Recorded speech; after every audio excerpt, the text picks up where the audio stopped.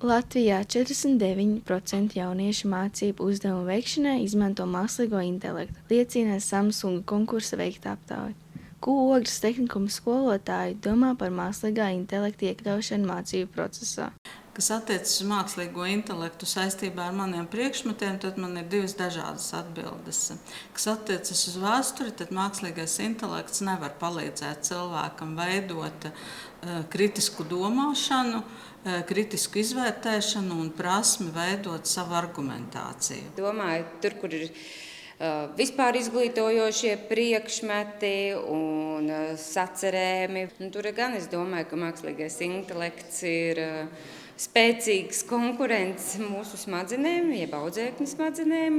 72% no 930 jauniešiem vecumā no 15 līdz 19 gadiem uzskata, ka mākslīgā intelekta prasmes būtu jāapgūst skolā.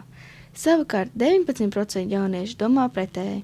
EdTech advokāts secina, ka pārmērīga atkarība no AI izmantošanas var kavēt skolēnu spēju attīstīt kritiskās domāšanas prasmes. Bet ko paši skolēni domā par mākslīgā intelekta izmantošanu? Tā nav slikta lieta.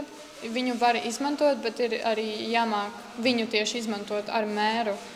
Jo, lai AI izdarītu visu tavu darbu, tas ir mazliet jau slikti. Un tur jau pārkāptās robežas, kas viņš ir. Jo viņš jau nebija radīts, lai tieši darītu mūsu darbus, viņš bija radīts, lai mums palīdzētu. Bet tagad jau tieši pāriet pāri tajai robežai, ka viņš vairs mūs nepalīdz, bet atņem tieši mūsu darbus. Un tas ir tieši tas sliktais punkts, kuru mums vajag ievērot, mums vajag ieiet tajās robežās, un mums pašiem vajag ētiski viņu izmantot.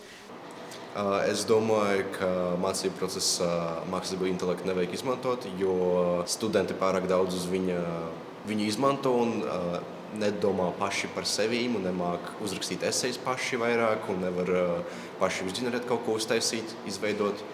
Lielāko daļu intervēto bija negatīva attieksme pret mākslīgā intelekta izmantošanu, darbības principiem un tā iespējamo ietekmi uz sabiedrību, kas veicina neētisku rīcību un pastāvīgu trūkumu.